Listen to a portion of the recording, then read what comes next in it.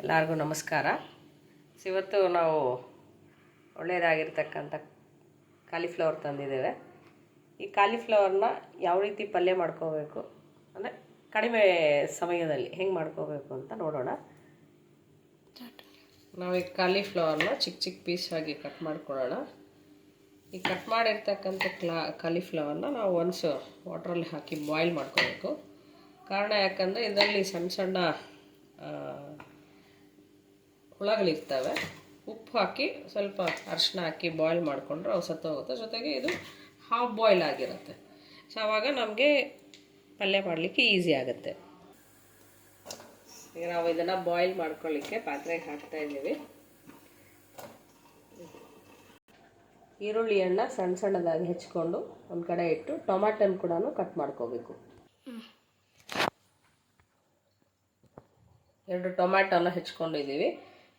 ಜೊತೆಗೆ ಇಲ್ಲಿ ನಾವು ಕಾಲಿಫ್ಲವರ್ ಏನಿರುತ್ತೆ ಅದನ್ನು ಬಾಯ್ಲ್ ಮಾಡ್ಕೊಂಡಿದ್ದೀವಿ. ಈಗ ಒಗ್ಗರಣೆ ಹಾಕೋದು ಹಿಂಗೆ ಅಂತ ನೋಡೋಣ. ಈಗ ಸ್ಟವ್ ಮೇಲೆ ಬಾಣಲಿ ಇಟ್ಟು ಬೇಕಾದಷ್ಟು ಕೊಬ್ಬರಿ ಎಣ್ಣೆ ನಾವು ಹಾಕ್ತಾ ಇರೋದು. ನಾವು ಅಡುಗೆಗೆಲ್ಲ ಕೊಬ್ಬರಿ ಎಣ್ಣೆ ಬಳಸ್ತೀವಿ, ಆರೋಗ್ಯಕ್ಕೆ ಒಳ್ಳೆಯದು. ಎಣ್ಣೆ ಹಾಕ್ಕೊಂಡು ಅದಕ್ಕೆ ಸಾಸಿವೆ ಹಾಕಬೇಕು. ಸಾಸಿವೆ ಹಾಕಿದೆ ಅದನ್ನು ಸ್ವಲ್ಪ ಸಿಡಿಬೇಕು. ಸಾಸಿವೆ ಸಿಡಿತಾ ಇದೆ. ನಂತರ ಇದಕ್ಕೆ ಕಡಲೆಬೇಳೆ ಹಾಕ್ತೀವಿ. ಕಡಲೆಬೇಳೆ ಮತ್ತು ಒಂದಷ್ಟು ಉದ್ದಿನಬೇಳೆ.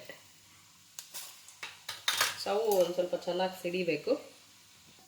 ಒಂಚೂರು ಜೀರಿಗೆ ಮತ್ತು ಒಂಚೂರು ಅಜ್ವಾನ ಹಾಕಿ ಇದೆಲ್ಲ ಸಿಡಿದಿದ್ದಾದಮೇಲೆ ನೆಕ್ಸ್ಟ್ ನಾವು ಈರುಳ್ಳಿ ಹಾಕ್ಕೋಬೇಕಾಗುತ್ತೆ.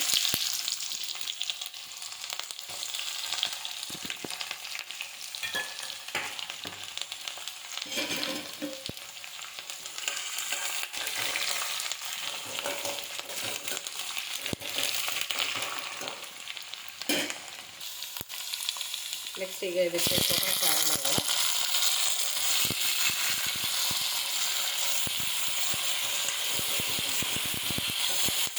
ಟೊಮೆಟೊ ಚೆನ್ನಾಗಿ ಬೆಂದು ಅದು ಮೆತ್ತಗಾಗೋವರೆಗೂ ಇದನ್ನು ಬೇಯಿಸ್ಕೋಬೇಕಾಗುತ್ತೆ.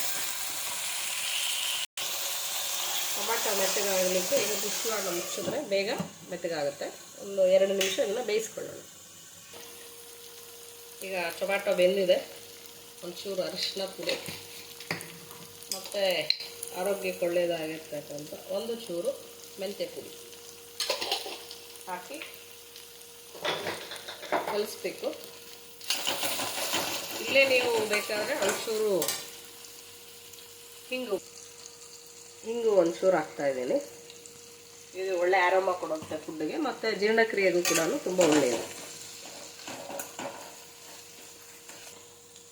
ಖಾರಕ್ಕೆ ತಕ್ಕಂತೆ ಖಾರದ ಪುಡಿ ಹಾಕ್ತೀವಿ.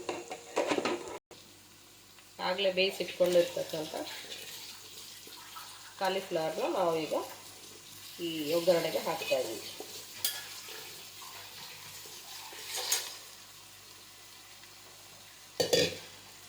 ಈ ಸಮಯದಲ್ಲಿ ಇಲ್ಲಿ ಉಪ್ಪು ನೋಡಿಕೊಂಡು ನಾವು ಹಾಕ್ಕೋಬೇಕಾಗತ್ತೆ. ಕೆಲವರು ಈ ಕಾಲಿಫ್ಲವರ್ಗೆ ಮೊದಲೇನೋ ಬೇಯಿಸುವಾಗಲೇ ಒಂಚೂರು ಉಪ್ಪು ಹಾಕಿರ್ತಾರೆ.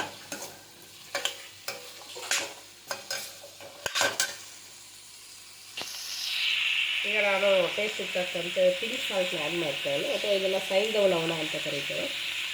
ವೈಟ್ ಉಪ್ಪು ಆರೋಗ್ಯಕ್ಕೆ ಅಷ್ಟು ಒಳ್ಳೆಯದಲ್ಲ, ಹಾಗಾಗಿ ಇದನ್ನು ಅಡುಗೆಗೆ ಹೆಚ್ಚು ಬಳಸೋದು ಆರೋಗ್ಯಯುತವಾಗಿ ಸೂಕ್ತಕರವಾಗಿರುತ್ತೆ. ಈಗೆಲ್ಲ ಹಾಕಿದ್ದಾದಮೇಲೆ ಒಂದು ರೌಂಡ್ ಇದನ್ನು ಚೆನ್ನಾಗಿ ಮಿಕ್ಸ್ ಮಾಡಿದ್ರೆ ಆ ಮಸಾಲೆ ಎಲ್ಲ ಕೂಡ ಈ ಕಾಲಿಫ್ಲವರ್ಗೆ ಹಿಡಿಯುತ್ತೆ.